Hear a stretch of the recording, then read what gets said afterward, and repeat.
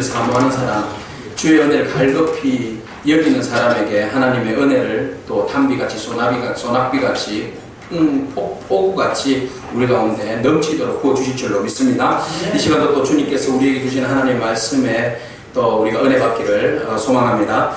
2014년 아시안게임 9월 19일날 시작이 되었죠. 10월 4일 어제 토요일날 그 화려한 폐막식이 끝났습니다. 그 게임에 참여한 나라가 45개국이라고 그러죠. 선수만 해도 13,000명이 출전을 했다고 합니다. 경기 종목은 36개 종목이었습니다. 여기서 우리나라는 금이 79개, 은이 몇 개였습니까? 아시는군요. 71개, 동메달은요?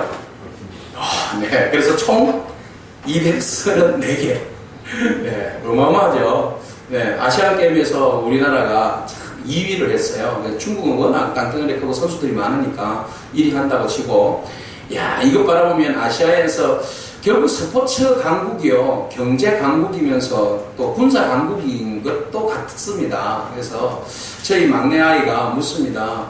예, 우리나라가 어느 정도냐고. 우리나라 아시아에서 거의 1위 아니면 2위걸 이렇게 이야기를 했어요. 그래서 지금은 전쟁을 막 할 수 없으니까 스포츠로 전쟁한다 그런 이야기를 했어요. 그래서 스포츠에서 이기는 것이 결국은 나라의 그 강대국임을 드러내는 그런 모습이죠. 그래서 우리 한국이 역시 세계 속에서 또 아시아에서 어떤 리더라는 사실을 우리가 보게 되고 또 그것을 봤을 때 참 마음이 뿌듯했습니다. 우리가 이 스포츠를 볼 때에 우리가 기대했던 몇 명의 선수들이 있었습니다. 누굽니까? 바로 양학선이나 손현재나 박태환 이런 선수들이 좀 메달을 좀 많이 따줄 줄 알았는데 손현재 말고는 우리가 기대했던 만큼 그 메달이 좀 적었어요. 그래서 좀 아쉬웠다 그랬는데 제가 전체적인 게임들을 자주 이렇게 중계한 건 아니고 스포츠 뉴스나 이런 기사를 이렇게 간혹 보다 보니까 수영에 제가 마음에 이렇게 계속 기사들에 눈이 가더라고요. 그래 보니까 가운데 있는 선수가 일본 선수입니다. 그리고 양 좌우에 있는 선수가 바로 마린보이 박태환 선수고 또 중국의 순양이라는 선수죠. 자, 이 선수들이 수영에서 아주 대단한 선수들인데, 근데 가운데 선수가요, 혜성같이 나타났어요.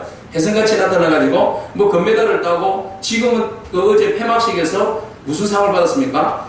MVP 상을 받았어요. 그래서 메달을 가장 많이 딴 선수로 알려지게 되었고, 이렇게 사람들 앞에 굉장히 이제 칭찬을 받는 그런 모습을 보게 됩니다. 근데 이 선수가요, 재미있는 에피소드가 있어요. 뭔가 하면 수영을 계속하면서 아주 박태환 선수는 수영계에 있어서 아시아의 전설적인 인물이지 않습니까? 그래서 순양이 굉장히 존경하고 박태환을 따라해요. 헤드폰을 낀다든지 모든 걸 막 흉내를 내면서 박태환이를 굉장히 존경하고 좋아하거든요. 근데 이제 박태환은 이제 나이가 좀 들어서 나름대로 이제 수영 실력이 좀 줄어들게 돼 있어요. 그러니까 순양이 아주 지난번에 아시안 게임 때는 완전 모든 거 싹 쓸어갔잖아요. 그런 것들을 바라볼 때에 박태환이 나는 이제 조금 힘들다 그러면서도 서로가 서로를 격려해주고 그런 상황이었어요. 그래서 누가 금메달을 따면 같이 격려해주고 축하해주고, 사실 그 선수들 사이에 금메달을 따면 배가 아픕니다. 배가 아프고 축하해주는 것은 참 어렵고 그냥 손악수만 해주는데 이 두 사람은 너무너무 축하해주고 축복해주는 모습을 우리 매스컴을 통해서 보여주고 있었어요. 그래서 진정한 스포츠 젠틀맨이구나, 이런 것들을 우리들로 하여금 보게 하는 그런 모습을 보게 됐습니다. 그런데 MVP 상을 받은 일본 선수요, 그 일본 선수 이름이 하기노 고스케죠, 그죠? 이 고스케라는 선수가 혜성같이 나타나서 막 금메달을 따가는 거죠. 그럴 때마다 박태환 선수가 시기하고 질투하기보다는 아주 친절하고 뛰어난 성품으로 그에게 격려해주고 진정 어린 마음으로 축복해 주었다고 이 고스케가 회상을 하는 겁니다. 그래서 인터뷰에서 그런 이야기를 해요. 내가 200m 금메달을 딸 때에 박태환 선수는 진정으로 나에게 와서 축하해 주었다. 그 축하해주는 그의 인품을 확인할 수 있었는데 정말 좋은 사람이다. 이렇게. 그래서 스포츠에도 이런 멋진 어떤 젠틀맨적인 그런 모습들을 보여주는 것이, 박태환이가 실질적으로 그 메달은 많이 못 땄지만 이런 어떤 스포츠 정신, 올바른 스포츠 정신으로 인해서 다른 사람들에게도 정말 멋있는 참 선구 승리자의 모습을 우리들에게 보여주고 있다는 것이지요. 그래서 이 선수가 그런 이야기를 하는 거죠. 그래서 박태환 선수가 비록 어린 선수지만은 좋은 선수고 훌륭한 인품을 가진 사람이면은 틀림이 없다라는 것이 이렇게 매스컴에서 많은 사람들이 이번 일들을 통해서 많은 사람들이 역시 박태환 선수는 수영도 잘하고 얼굴도 잘생기고 인품도 참 좋다. 이 삼박자가 고루 갖춘 그런 훈남이다. 그렇게 칭찬하고 있는 모습을 바라보았습니다. 여러분 우리들의 모습은 어떻습니까? 예, 우리가 똑같은 상황들을 겪게 되었을 때에 과연 우리가 그런 상황에서 아주 내 속마음을 내려놓고 기쁜 마음으로 상대방의 그 우승과 축하할 일들을 정말 축하해 줄 수 있을까? 라는 생각들을 해보는 겁니다. 오늘 본 말씀을 우리가 바라보면서 나의 그 마음들, 다른 사람들을 진정한, 다른 사람들이 승리하고 잘 되어가는 과정에 있을 때에 내가 진정 그들을 축하해주고 축복해 줄 수 있는 마음이 우리 안에 있는가? 세례요한의 모습을 바라보면서 우리 자신들을 한번 돌아보는 시간이 되었으면 좋겠습니다. 다른 사람의 승리를 시기하고 질투하고 불편해하기보다는 진정으로 웃으면서 박수를 보낼 수 있는 마음, 그 마음이 우리 가운데 있기를 축복합니다. 자, 요한의 제자들이요, 세례 요한의 제자들이 세례 요한에게 달려왔습니다. 그리고 흥분하면서 세례 요한에게 이야기를 합니다. 선생님 큰일 났습니다. 무슨 일이냐? 지금 요단강 강 건너편에서 지금 예수라는 사람이 제자들을 이끌고 세례를 주고 있습니다. 그래? 그런데 말입니다. 많은 다른 유대인들과 같은 이야기를, 여러 이야기를 하게 됐는데, 유대인의 그 성결례에 대해서 이야기를 하게 되었는데, 지금 아주 심각한 정도입니다. 뭐가 심각하냐? 예? 지금 그 예수라는 사람이 지금 인기몰이를 해서 많은 사람들이 지금 선생님에게로 오려고 했던 많은 사람들이 다 누구로 간다는 거예요? 예수님에게로 지금 가고 있습니다. 이 사태를 어떻게 하면 좋겠습니까? 라고 지금 이야기를 아주 흥분해서 세례 요한에게 와서 그의 제자들이 세례 요한에게 예수님을 만나고 난 다음에 예수님과 그의 제자들이 행하는 일들을 하나하나 다 고해 바치고 있습니다. 그래서 몹시도 마음이 상한다라는 표현을 지금 선생님에게 하고 있는 겁니다. 왜냐하면 지금 광야에서 세례 요한과 더불어서 제자들이 행하고 있는 것이 뭡니까? 회개를 선포하고 요단강에서 세례를 주는 일입니다. 이 세례를 주는 일은 보통 사람들은 하지 않았습니다. 누구의 지금 특허입니까? 세례 요한의 특허입니다. 그래서 많은 사람들이 죄를 회개하고 정말 새롭게 살기를 마음에 다짐하는 사람들은 누구 앞에 몰려오는 겁니까? 세례 요한에게 몰려오는 겁니다. 그러면 세례 요한에게 몰려오는 사람들의 수는 굉장한 숫자이겠죠. 심지어는 예수님이 세례 요한 앞에 와서 뭐까지 받았습니까? 세례까지 받은 몸입니다. 그런 상황에서 지금 어떤 반전이 일어난 거예요. 상황이 달라진 거예요. 어떤 일이 벌어진 겁니까? 세례 요한에게 사람들이 몰려오던 사람들이 방향을 틀어버린 겁니다. 예수님께로 간 거예요. 그래서 예수님에게도 세례를 받는데 실질적으로 예수님이 세례를 베푸신 건 아니고 다른 복음서에 보니까 누가 세례를 베풀었다고 하고 있습니까? 다른 제자들, 예수님의 제자들이 세례를 베풀었다 이렇게 나와 있습니다. 그러니까 그 상황을 지켜보니까 정말 세례 요한의 제자들이 속이 상해도 이만저만 상한 것이 아닙니다. 여러분 짜장면집이 잘 되어가지고 짜장면집이 잘 되었어요. 그런데 바로 옆에 짜장면집이 또 다른 짜장면집이 생겼다고 생각해 보세요. 사람들이 우리 집에 오던 사람들이 단골 손님들이 옆집에 짜장면집에 가서 짜장면을 먹고 앉아있다고 생각해보세요. 보면 마음이 어떨까요? 좋잖아요. 아유, 또 새로운 것도 먹어봐야지. 그런 마음이 안 들어요? 예, 우린 사람이잖아요. 속상합니다. 아니, 저 사람이 왜 저기 가 있지? 자기 손님도 아닌데. 의뢰 어떤 마음이요? 저 사람은 우리 집에 와야 된다고 생각하는 거예요. 그죠? 우리 집에 와서 당연히 나에게서 내가 베풀어주는 그 짜장면을 먹어야 되는 사람인데 왜 저 집에 와서 짜장면을 먹는 거야? 알고 보니까 탕수육까지 먹네? 속이 상한 겁니다. 지금 요단 강가에서 이런 해프닝이 벌어진 거예요. 세례 요한에게 당연히 와서 세례를 받고 사람들이 와서 회개를 하고 말씀을 듣고 해야 되고 내가 당신을 따르겠습니다 하고 사람들이 막 군중들이 어제만 해도 구름대같이 일어났던 사람들이 오늘은 다 어디로 간 거예요? 모두가 다 샥 저쪽으로 가는 거죠. 예? 예수님에게 간 겁니다. 그러니까 예수님이 그 사람들을 데리고 하나님 나라를 선포하고 또 제자들은 회개의 표시로 막 세례를 주고 이러니까 그것을 가만히 지켜보던 누가? 세례 요한의 제자들이 화가 치밀어 올라온 겁니다. 세례 요한이 화가 난 것이 아니라 누가 화가 치밀어 오는 거예요? 그의 제자들이 화가 치밀어 올라온 겁니다. 그래서 달려온 겁니다. 예? 달려와서 지금 세례 요한에게 지금 항의를 하고 나선 겁니다. 여러분 말씀을 보십시오. 25절 말씀을 보십시오. 25절, 26절 말씀 보면 이런 말씀이 있습니다. 같이 한번 읽도록 하겠습니다. 이에 요한의 제자 중에서 한 유대인과 더불어서 정결 예식에 대하여 변론이 되었더니 그들이 요한에게 가서 이르되 랍비여 선생님과 함께 요단강 저편에 있던 이곳 선생님이 정언하시던 이가 세례를 베풀매 사람이 다 그에게로 가더이다 그랬어요. 다 그에게로 가더이다. 너무나 마음이 지금 상하다는 거죠. 사람들이 다 그곳에 몰려가더라는 겁니다. 예, 마치 자기가 요단강에서 세례 특허를 낸 것처럼 내가 특허를 낸 거예요. 그죠? 제자들이 지금 요한의 제자들이 지금 세례 특허를 낸 겁니다. 예? 그 누구도 지금 세례를 베푼 사람이 없는데 당연히 우리 선생님만 우리만 잘 될 줄 알고 우리에게만 사람들이 몰려올 줄 알았는데 사람들이 다 저쪽으로 몰려가니까 마음이 얼마나 상하는지 모른다는 거죠. 그래서 그 이야기를 막 선생님이 와서 다 고해바치는 거죠. 여러분 그 이야기를 고해바치면 보통 사람 같으면 그 이야기를 들으면 어떤 마음이 생길까요? 화가 치밀어 오르죠. 아니 괘씸한 놈 보게나. 그런 마음 안 올까요? 아니 내가 자기한테 세례를 줬는데 그러면 자기는 조금 다른 곳에 가든지 내 반경 말고 내 눈에 보이는 데 말고 좀 안 보이는 데 좀 멀리 가서 좀 이렇게 세례를 베풀고 사람을 모아서 천국 복음을 전하든지 보니까 어떻게 해요? 같은 세례와 같은 천국 복음을 전한단 말이죠. 그러니까 아무리 선한 일이라 할지라도 여러분 선의의 경쟁이 있을까요? 있어요. 없는 것 같아요. 그 마음에 있는 그 시기심이요 좋은 거예요. 선의의 경쟁 속에서 일어나는 그 시기심이라는 게 과연 옳을까요? 아무리 생각해봐도요 선의의 경쟁은 없는 것 같아요. 예?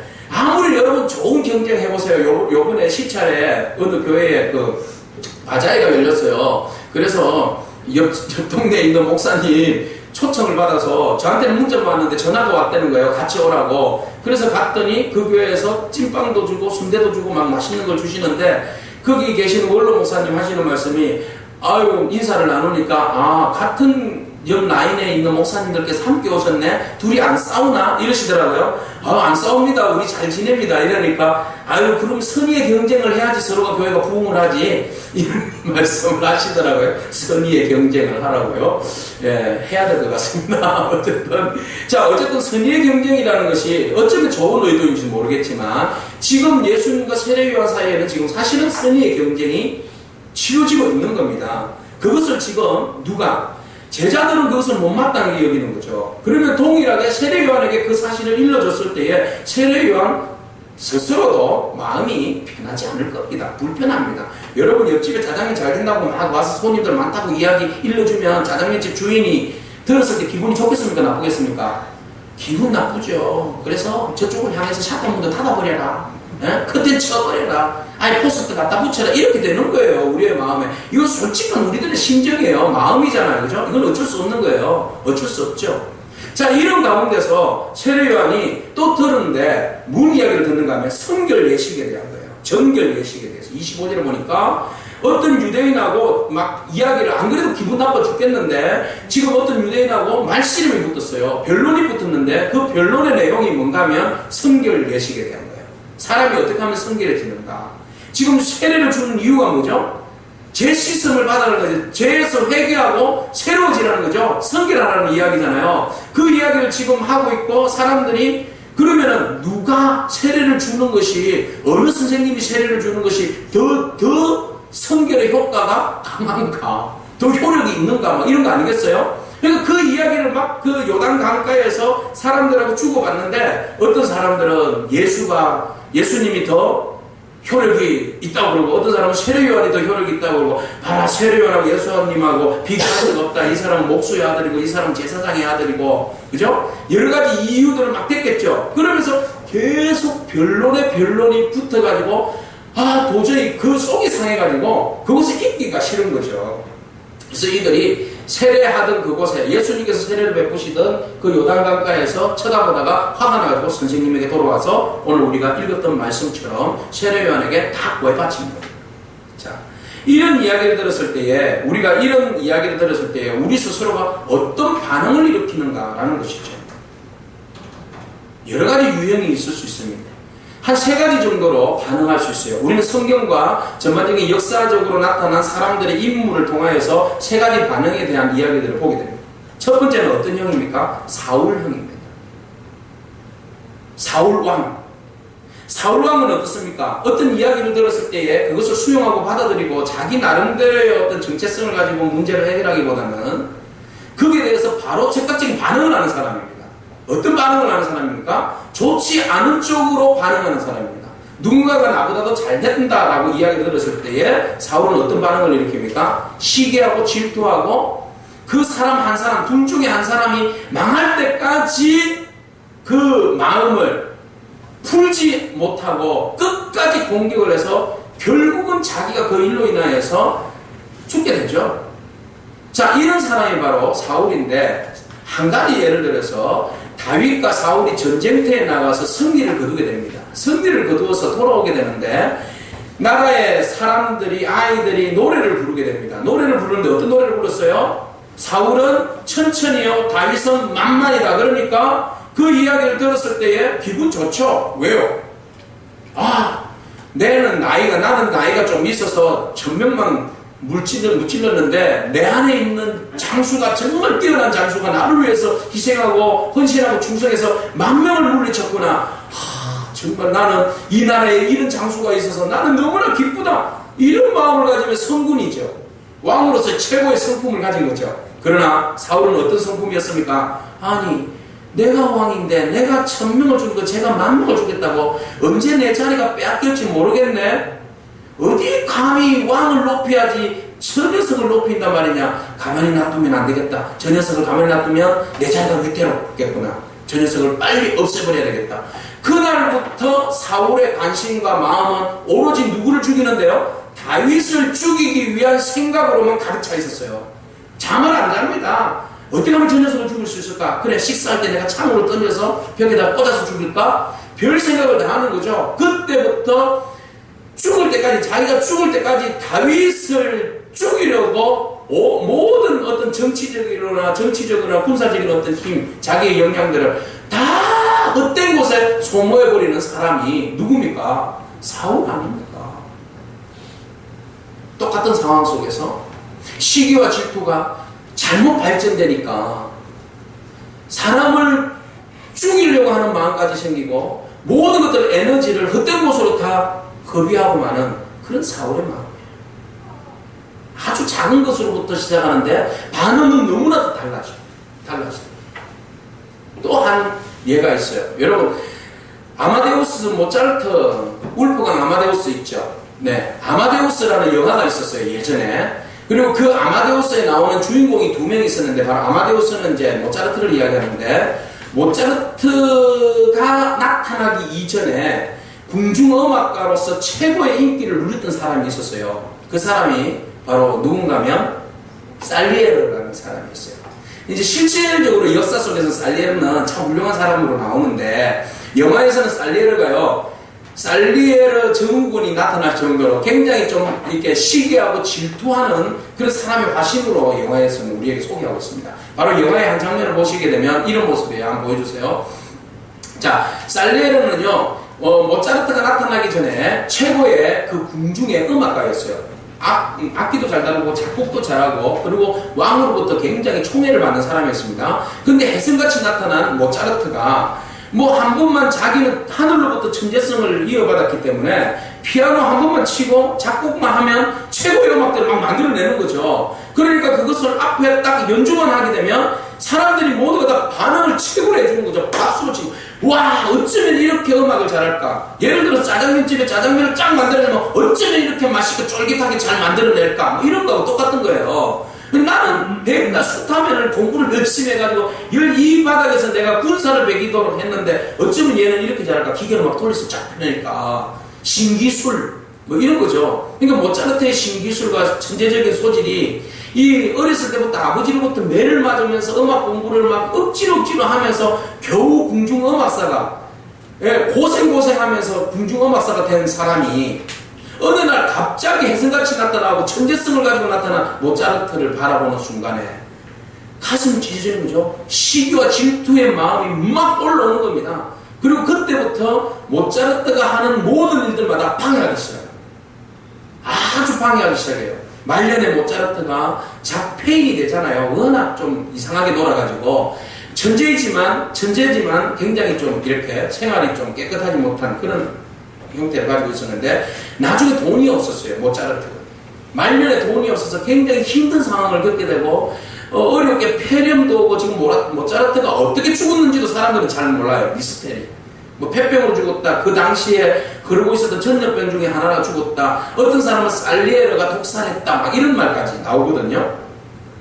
그래서 그 영화에 보면 이 모차르트가 막 피를 토하면서 굉장히 몸이 안 좋은 상태에서 이제 돈을 벌기 위해서 작곡을 하는데 그 작곡을 부탁을 해요. 어떤 사람이 가면을 쓰고 나타나가지고 이 곡을 작곡해달라. 그게 이제 곡이 마왕이었어요. 마왕을 뭐 작곡해달라. 막 이런 식으로 압력을 넣는데 그 압력을 넣을 때에 돈을 주면서 이 사람 완전 페인으로 만들어가는 거죠. 결국은 이 살리에르가 모차르트를 페인으로 몰아가면서 죽어가는 모습을 보고 자기는 희열을 느끼는 겁니다. 나의 경쟁자가 죽어가는구나. 나는 이 경쟁자를 무너뜨려야지 내 자리는 안전하다라는 사울과 똑같은 마음을 이 살리에르가 하게 되죠. 결국은 모차르트는 죽게 됩니다. 그 명성을 날렸던 모차르트가 죽게 되고 죽은 모차르트를요 베토벤의 그 장례식은요 엄청나게 화려하게 치루어졌잖아요. 근데 모차르트의 죽음의 장례식은요 그냥 그 죽덕에 뚫뚫 말아서 공동무지에다가 버려지는 그런 비참한 죽음을 맞이하게 되거든요. 천재의 죽음이 그렇게 죽어요. 그러나 살리에르가 그것을 보면서 굉장히 희열을 느껴요. 그러면서 살리에르는 자기 어떤 정신적인 문제가 깊어지면서 정신병으로 그냥 또 살리에르도 굉장히 자기 정신병에 빠져들게 돼요. 그러면서 살리에르가 요양원에서 정신병원에 완전 묶여버리게 되는데 그곳에서 서서히 완전 폐인이 된 살리에르가 나는 내 인생을 이렇게 살았구나. 그러면서 후회하는 모습을 영화에서 보여주고 있습니다. 자, 사울과 살리에르와 같이 반응을 하는 사람. 똑같은 상황에서 그것을 건전하게 이기지 못하고 오히려 그것을 어떻게 해요? 저 사람을 없애버리고 죽여야지만이 내 자리를 차지할 수 있다라는 잘못된 생각을 가지고 있는 사람들이 있다는 거죠. 우리 안에 누구나가 다 가질 수 있는 그런 마음의 모습이죠. 자, 예수님이 그런 상황에서 지금 똑같은 이런 상황을, 이런 반응을 세례 요한이 할 수도 있었어요. 자, 두 번째 상황은요. 이런 상황에서, 이런 상황에서 또 반응을 할 수 있는 사람의 형태가 있어요. 누군가 하면 이삭형이에요. 이삭. 살리에르와 사울 같은 경우에는 바로 내가 너를 죽이지 않으면 내가 살아남을 수 없다라는 공격형이잖아요. 그러나 이삭형은 뭡니까? 문제를 만나면 문제를 어떻게 하는 표현이죠? 피하는 표현이에요. 문제가 온다. 그러면 내가 여기에서 살아남기 위해서는 이 문제를 해결하기 위해서는 이 문제와 직면하지 아니하고 피하는 것이다. 예를 들어서 우물을 파는 이삭의 이야기 우리는 잘 알고 있습니다. 창세기 26장 내용에 보면 이삭이 가는 곳마다 우물을 파게 되죠. 우물을 파는데 그 주위에 있는 사람들이 와서 우물을 메꾸기도 하고 방해하기도 하고 우물을 빼앗아가기도 합니다. 그러면 여러분 고대 근동지방에서 우물은요 생명입니다. 그 공동체에 있어서 가장 중요한 재산 목록이 뭔가 하면 물이잖아요. 물 없으면 살아남을 수가 없어요. 근데 내 물이 위협을 당한다. 이 말은 내 생명이 위협을 당한다는 거죠. 우리 공동체가 위협을 당한다. 그러면 그것을 보고 누가 그냥 아유, 그냥 피해 줄 사람이 어디 있습니까? 없죠. 그런데 우리 성경에서 보는 이삭은 어떻게 합니까? 끝까지 양보하는 거예요. 아유, 필요하냐? 가져가라. 또 다른 데 가서 땅 파지. 근데 이삭이요, 달란트가 있었던 것 같아요. 물 파는, 그 우물 파는 기술. 어디나 가면, 팠다 하면, 뭐가 나옵니까? 물이 솟아나는 거예요. 그러니까 그냥, 아이고, 뭐, 양보하지, 뭐, 주면, 내가 또 하면, 또 우물을 파면 또 물이 솟겠지. 라는 믿음이 있는 거죠. 그 믿음은 누구를 향한 믿음이겠어요? 하나님을 향한 믿음 아니겠습니까? 스스로는요, 땅 파도 물 못 찾아냅니다. 그러나, 믿음이 있으니까 내가 양보하면 하나님께서 나에게 새로운 우물을 주시리라는 마음이 있는 거죠. 내가 여기에서 부딪혀서 싸워봤자 서로만 의리 상하고 서로만 좋은 일 하자고 하는데 서로 갈등 구조하면 서로 손해를 볼 거 아닙니까? 그러니까 내가 여기에서 돌았으면 안 부딪히고 내가 양보하면 저 사람도 좋고 나에게 좋을 텐데 나에게는 누가 있다는 거죠? 하나님이 계시니까 내 길은 하나님이 열어주시지 라는 믿음의 포기형이에요. 양보형이에요. 참 대단한 믿음입니다. 보통 사람 같으면 이런 믿음 없습니다. 그러나 하나님을 오로지 바라보고 주님께서 나에게 필요한 것들을 채워주시고 문제들을 해결해 주시는 분이 하나님이라고 생각하는 사람은 이것을 받아들이는 거죠. 이삭형입니다. 이삭이 그렇게 함으로 인해서 계속적으로 우물을 양보하는 거죠. 양보하였더니 그에게는 그 해에 100배나 되는 결실을 거두는 은혜를 입고 하나님께서 축복해 주시는 놀라운 일들을 경험하는 겁니다. 여러분, 빙점이라는 소설책이 있지 않습니까? 빙점이라는 소설책의 그 여류 작가가 이름이 뭡니까? 미우라 아야코 아시지요? 빙점이라는 내용 여러분들 이제 너무 잘 아시는 내용이지 않습니까? 근데 이분이 바로 미우라 아야코인데 이분이 원래 좀 몸이 많이 안 좋았대요. 몸이 많이 안 좋아서 학교 선생님을 했는가 그래요. 그래서 몸이 좀 안 좋아서 좀 쉬고 있었는데 남편이 돈 버는 거 가지고는 가정을 이끌어 나갈 수가 없었어요. 그래서 뭐 장사라도 좀 해야 되겠다. 그렇게 해서 집 앞에 조그만 구멍가게를 하나를 냈어요. 구멍가게를 해가지고 열심히 그 가게를 운영을 했더니 그 동네에서 소문이 막 퍼지는 거예요. 그래서 야, 저 가게 가면 저기 물건도 신선하고 서비스도 너무 좋아. 그러니까 동네에서 소문이 나니까 사람들이 그 가게로 가서 물건들을 사는 거예요. 그러니까 이제 미우라 아야코가 운영하는 점포가 자꾸 커지는 거죠. 그 대신 어떤 일이 벌어질까요? 주위에 있는 다른 점포들이 자꾸 장사가 재미없는 거예요. 한쪽으로 몰리니까 우리 장사가 별로 재미없다. 그러면서 얼마 전까지만 해도 이웃들이 정말 좋게 지냈던 그 이웃들이 자꾸 의의가 상하는 거죠. 별거 아닌 건데도 이 장사하는 것 때문에 저 가게를 가만히 쳐다보면 기분 나빠요. 사람들이 자꾸 들락달락 그러면 괜히 주는 것 없이 미워요. 그죠?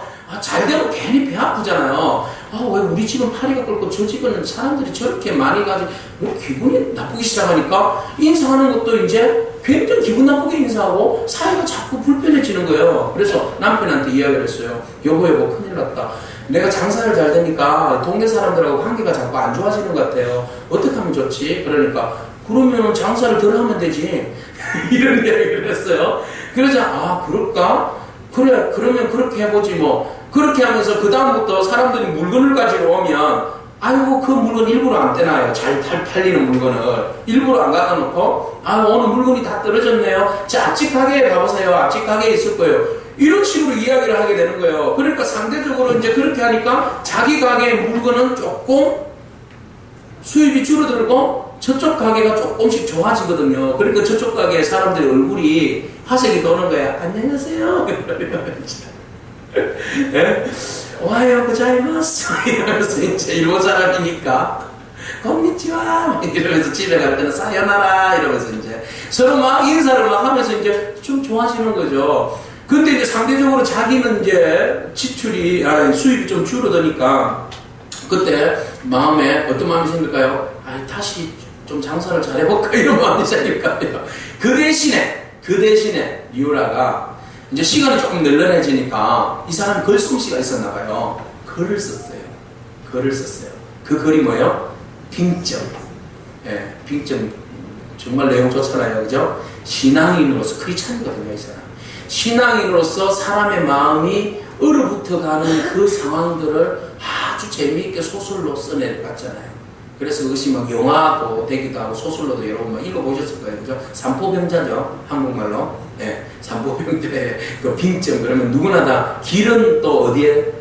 길은 여기인가? 그런 책도 있어요. 그죠? 네. 하여튼, 그래가지고 소설을 썼는데 철저한 기독교 가치관과 정체성을 가지고 소설을 펴는데 이 책이 베스트셀러가 된 거예요. 그래서 콩나물 한 보따리 파는 것보다도 이 책 팔아가지고 돈을 더 많이 벌었다는 거 아니겠습니까? 이웃을 향한 배려심. 그죠? 이삭형이에요, 이삭형. 사울과 살레로와는 전혀 다른 형태를 가지고 있는 사람이 바로 이삭과 바로 이 쌍포병자와 같은 그런 마음의 유형이더라고요. 똑같은 갈등 구조 속에서 어떤 마음을 가지느냐에 따라서 그 문제 해결점들이 완전히 달라지더라는 겁니다. 그러면은 이제 세 번째 유형은 누구 형입니까? 세례요한형이에요. 제가 붙여봤어요. 세례요한형. 세례요한형은 이삭형에서 조금 더 발전된 사람이에요. 어떻게 발전된 사람입니까? 이 사람들은 어려운 일이나 싫은 일은 이삭형은 조금 회피하고 조금 소극적인 형이었어요. 그런데 세례요한은 뭔가 하면 포기하고 배려하고 그곳에 진정으로 기뻐해주는 사람, 진정으로 그 일들에 대해서 기뻐해주는 사람, 진정으로 기뻐해주는 사람이에요. 매스컴에서 떠들 때에 박태환이가 스포츠도 잘하고 그런 어떤 마음에 배려심이나 그런 마음들이 있다라고 소개를 했지만 그 마음에 과연 어떤 마음이 있었는지 모르겠어요. 속으로 정말 씁쓸함이 없었는지 있었는지 잘 모르겠어요. 그러나 오늘 우리 본문 말씀에서 소개하고 있는 요한의 마음은 어떤 마음이에요? 진정으로 기뻐해주는 마음이었어요. 요한의 마음은 진짜 예수님의 사역에 대해서 다른 사람들의 사역에 대해서 기뻐하는 사람이었어요. 옛말에요. 이런 말 있잖아요, 여러분. 사돈이 논을 사면 배 아프다. 여러분 배 아픈 적 경험해 보셨죠? 왜 그 말이 어디에서 나온 말입니까? 남들 잘 되는 꼴을 못 보겠다 이거 아니겠어요? 그죠? 그래서 괜히 누군가가 사돈이 잘 되면 아우 축하해줘야 되지. 우리 사돈인데 우리 며느리 그 집인데 잘 되면 그렇게 잘해줘야 되죠. 기뻐해줘야 되죠. 그런데 사돈이 논을 샀는데 배가 아프다. 이 누구나 다 공감하는 이야기입니다. 그런데 어떤 분이요 재미있는 해석을 했어요. 사돈이 논을 샀는데 배가 아픈 이유가 있다. 왠 줄 아세요? 아이고 우리 사돈께서 논을 사셨네. 논을 사셔서 농사를 지어서 참 잘 됐으면 좋겠다. 내가 뭐라도 해주고 싶은데 해줄 게 없으니까 나도 가난하니까 거름이라도 좀 줬으면 좋겠는데 거름이 없으니까 내가 가서 그 논에 가서 똥이라도 넣어야 되겠다. 변이라도 넣어야 되겠다. 그렇게 해서 시간 날 때마다 그 밭에 간 거예요. 그 논에 가는 거예요. 그래서 변을 막 좀 과하게 넣었더니 배가 아프다. 일리 있습니까? 공감을 안 하시네. 일리 있습니다. 사돈이 논이 사면 배가 아프다. 이게 요한의 마음입니다. 앞에 그 배가 아픈 것은 사울의 마음이고 뒤에 그 배가 아픈 것은 요한의 마음입니다. 진정으로 그를 기뻐하고 축하해주고 함께하고자 하는 마음, 그 마음이 바로 요한의 마음인데요. 요한이 그 반응을 하고 있습니다. 반응을 하고 있는데 그 요한의 반응을 우리가 27절 말씀을 보시기를 바랍니다. 자, 그 제자들이 와서 막 세례를 베풀더라 막 그런 이야기를 하니까 요한은 이렇게 반응합니다. 그가 이렇게 좋게 반응할 수 있는 이유를 세 가지로 정리할 수 있는데요. 27절, 28절, 29절이에요. 27절 말씀 다 같이 읽겠습니다. 요한이 대답하여 이르되 만일 하늘에서 주신 바 아니면 사람이 아무것도 받을 수 없느니라. 아멘. 왜 우리 쪽으로는 사람이 적어요. 저쪽에는 사람이 많아요. 우리가 위협을 받아요. 막 이렇게 이야기를 하니까 요한이 하는 이야기가 뭐라고 이야기합니까? 하나님이 주시지 않으면 아무것도 우리가 받을 수 없다 라고 딱 잘라서 이야기하는 거예요. 그러니까 사람이 이쪽으로 많이 몰리고 저쪽으로 많이 몰리고 하는 이유는 하나님께서 허락하심이지 내가 막 이거 안 모인다 해서 적다고 해서 안다라고 닥다라고 마음 아파하고 시기하고 질투할 마음의 필요는 하나도 없다라는 거죠. 저쪽이 잘 되는 것은 하나님께서 저쪽을 축복해 주셔서 잘 된 거고, 내가 잘 되면 또 하나님께서 내 쪽을 축복해 주셔서 잘 되는 거지. 이걸 가지고 왜 저 사람은 잘 되는데 나는 안 되냐, 아이고 배 아파라, 난 못 잔다, 저 사람은 막 100평 아파트에 사는데 나는 왜 10평 아파트에 사냐, 나는 못 산다, 저 사람은 차를 좋은 거 타는데 왜 나는 자전거만 타고 다니냐, 나는 못 산다. 이렇게 할 필요가 없다는 거죠. 누구의 마음이에요? 요한의 마음이에요. 보통 사람들은 다 그렇게 비교하면서 살죠. 그렇죠? 상대적 빈곤이라고 그러잖아요. 옛날에 조선시대 왕들에 비하면 우리가 왕보다 더 잘 호강하고 살잖아요, 솔직히. 예? 왕들보다 잘 먹고, 좋은 데서 자고, 예? 좋은 거 구경하면서 얼마나 좋은 거 여행하고 좋은 삶을 살잖아요. 그런데 꼭 나하고 비교해 봤을 때 다른 사람들의 가진 것과 이런 것들에 대해서 비교하니까 내가 자꾸 가난한 것 같거든요. 빈곤한 것. 자, 이런 마음이 보통 사람들에게 있는데 요한은 그런 마음을 물리쳤다는 거죠. 상대적 빈곤, 아니 하나님께서 축복해 주시는 그걸 누구로 보는 거예요? 그 축복의 근원을 하나님으로 보는 거예요. 그죠? 나의 경쟁과 나의 노력과 내가 뭐 재주가 있어서 막 이렇게 되는 것이 아니라 하나님께서 저 사람을 축복해주고 세워주시는 건데 내가 어떻게 하나님의 자리를, 하나님의 축복의 권을 내가 어떻게 감히, 그건 아니라는 거죠. 그래서 딱 잘라서 말합니다. 하나님께서 주시지 않으면 우리가 아무것도 받을 수 없다. 두 번째요. 두 번째는 뭐라고 이야기합니까? 나는 그리스도가 아니다 그랬어요. 자기 정체성을, 포지션을 분명히 잡은 거죠. 두 번째 말씀 읽겠습니다. 28절 말씀 같이 읽을까요? 내가 말한 바 나는 그리스도가 아니요 그의 앞에 보내심을 받은 자라 한 것을 증언할 자는 너희니라. 나는 누구라는 거죠? 나는 그리스도가 아니다. 지금 그리스도께서 사람들에게 집중을 받아야 되고 그리스도께서 지금 하시고자 하는 일이 하나님의 나라의 일인데 지금 그리스도께서 높아져야 되고 그리스도께서 하시는 일이 사람들에게 널리 전파돼야 되는데, 나는 지난번에 우리가 봤을 때 1장에서 봤을 때 나는 뭐라고요? 그의 길을 예비하는 사람에 불과하다고 그랬어요. 광야에서 외치는 자의 소리에 불과하고 나는 그분의 신발끈을 매기도 나는 감당하기 어려운 그런 존재라고 분명하게 이야기를 했어요. 자, 여기에서 또 한 번 제자들이 요한의 마음을 이렇게 시험하는 거죠. 그런데 요한은 마음이 흔들림이 없는 거죠. 절대로 흔들림이 없는 거죠. 웬만하면 시기와 질투심이 생길 수 있어요. 갈수록 예수님은 자꾸 커지잖아요. 갈수록 예수님의 사역이 확대되어지는데 세례 요한의 사역은 갈수록 어떻게 돼요? 줄어들고 있어요. 지금 줄어들고 있는 상황입니다. 그러니까 나는 줄어드는데 예수님은 늘어나는 거죠. 이걸 바라볼 때 마음의 갈등이 안 오겠냐는 거죠. 근데 세례 요한은 그 갈등 구조 속에서 분명하게 자기 마음의 중심을 잡고 있었어요. 저분은 그리스도잖아. 우리가 아니야. 저분은 그리스도야. 하나님의 아들이시지. 근데 어찌 내가 그분과 비교해서 내가 시기하고 질투할 수 있을까? 아니, 선하신 하나님의 아들이 그리스도께서 이 땅에 오셔서 주의 일들을 하시는데 내가 그분을 격려해주고 높여주고 그분이 일을 잘할 수 있도록 내가 힘을 모아줘야지. 내가 왜 시기하고 질투하고, 그거는 누가 하는 일이에요? 누가 좋아하는 일이에요? 사단이 좋아하는 일이잖아요. 판 깨고 좋아하는 일, 선한 일들을 서로 협력해서 만들어가야 함에도 불구하고 그것을 자꾸 갈라뜨리려고 하고 막 잡아당기려고 하고 나누려고 하고 분리시키려고 하면, 분리되면 하나님의 나라가 중간에 힘들게 되잖아요. 하나님의 나라가 이루어지는 선한 일들이 중간에 어려움을 당하게 되잖아요. 세례요한은 그건 안 거죠.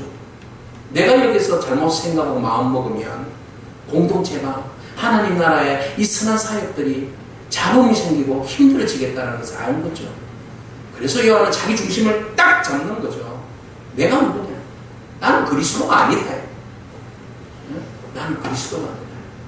그의 길을 예비하는 자지 그리스도가 아니다. 그리고 나서요, 중요한 걸 터뜨리고 맙니다. 세 번째, 29절인데요. 같이 읽을까요? 신부를 취하는 자는 신랑이나 서서 신랑의 음성을 듣는 친구가 크게 기뻐하니 나는 이러한 기쁨으로 충만하였노라. 아멘. 무슨 말입니까? 지금 신랑이 있고 신부가 있어요. 그러면은 신랑이 신부를 맞이하면 결혼식에서 신부를 맞이하면 얼마나 이게 큰 축복이에요. 기쁜 일이죠. 그러면 신랑이 신부를 만나서 아름다운 결혼 생활을 이루어갈 수 있도록 돕고 옆에서 축하해 주는 사람은 누구예요? 들러리들이잖아요. 들러리들이고 함진애들이잖아요. 그 분위기를, 잔치 분위기를 만들어주고 함께 축하해주고 쫙 그러면은 자기가 신랑을 할 수 있어요? 없죠. 자기는 그 자리에서 쏙 빠져나와야 되죠. 그래서 온전히 신랑과 신부가 행복한 가정을 이룰 수 있도록 돕는 것이 이 함진애비나 들러리들의 역할이죠. 세례요한, 나는 그 자리라는 거죠. 내 역할은 거기까지라는 겁니다. 신부는 누구입니까? 오늘 그리스도인이에요. 그죠? 교회 아닙니까? 교회가 그리스도인이 세상 사람들이 예수님을 만나서 온전한 결혼 생활을 할 수 있도록 온전한 만남과 행복한 천국의 잔치를 맞이할 수 있도록 함에 있어서 내가 어떻게 해줘야 된다? 방해하고 갈라놓는 것이 아니라 적극적으로 후원하고 밀어주고 그 일로 인해서 둘이 만나서 행복한 가정을 이루면 시기하고 질투하는 것이 아니라 기뻐해야 하는 것이 맞지 않느냐. 그래서 세례요한이 이야기하는 거예요. 나는 기쁘다는 거예요. 나는 기쁘다. 네? 아니 제자들은 나는 슬프다, 나는 열받는다, 나는 힘들다, 지금 전부 다 그러고 있는데 세례요한은 나는 기쁘다 그랬어요. 생각이 완전히 다른 겁니다. 가치관이 완전히 다른 겁니다. 세례요한은 똑같은 상황에서 완전히 반응이 틀려요. 뒤로 물러서는 이삭을 넘어서서 기꺼이 그 자리를 축복해주고 그 자리를 그분을 높여주고 기뻐하는 사람이 세례요한의 모습이었다는 거죠. 주님은 너무 행복합니다. 세례요한 같은 사람이 있어서.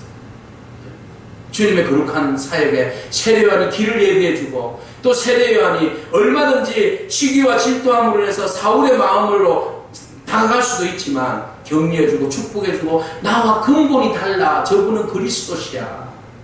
하나님이 부어주신 대로 그분이 축복받아서 그분의 사역을 하는데 내가 감히 어떻게, 나는 그저 그분이 잔치를 잘 감당할 수 있도록 신랑 신부가 잘 맞이할 수 있도록 나는 축복해줘야지. 그리고 마지막으로 고백합니다. 30절 읽겠습니다. 그는 흥하여야 하겠고 나는 쇠하여야 하리라. 흥에다가 힘을 주시고 쇠에다가 힘을 주시고 한 번 더 읽도록 하겠습니다. 그는 흥하여야 하겠고 나는 쇠하여야 하리라. 아멘. 이 마음이 있을 때 그 공동체는 복된 공동체가 되고 잘되는 공동체가 되고 은혜로운 공동체가 될 줄로 믿습니다. 흥하여야 하겠고 너는 흥하여야 되겠고 나는 쇠하여야 하리라. 이 마음이 있으면 되는 거예요. 꼭 문제가 생기는 것은 나는 흥하여야 되겠고 너는 쇠하여야 하니까 이 마음이 우리 안에 못되게 자리 잡고 있으니까 안 되는 거예요. 세례요한은 너는 흥하여야겠고 나는 쇠하여야 하리라. 주님은 흥하셔야겠고 나는 쇠하여야 하리라. 이 믿음의 고백이 있을 때에 그 공동체는 바로 잘되는 공동체, 부흥하는 공동체, 은혜로운 공동체가 될 줄로 믿습니다. 그것을 요한은 31절부터 36절까지 우리가 보면 그분이 누구기에? 영생을 주시는 하나님의 아들이기에 그랬어요. 요한은 예수 그리스도가 우리에게 영생을 주시는 하나님의 아들이라는 사실을 알고 있었기 때문에 복종하고 순종했다는 겁니다. 오늘 우리가 예수 그리스도께서 우리의 주가 되시고 우리에게 영생을 주시는 하나님의 아들이신 줄로 믿습니다. 니고데모에게 말씀하시고 또 세례요한이 증거하시는 그 예수 그리스도, 영생이 주께 있음으로 인해서 주님의 나라가 흥할 수 있도록 우리 스스로가 새한 길을 선택함으로 해서 하나님의 나라가 우리 가정과 우리 교회와 우리 공동체 위에 영원히 부흥하도록, 부흥하는 은혜가 있기를 축복합니다. 네, 우리가 말씀을 생각하면서 함께 기도하는 원합니다.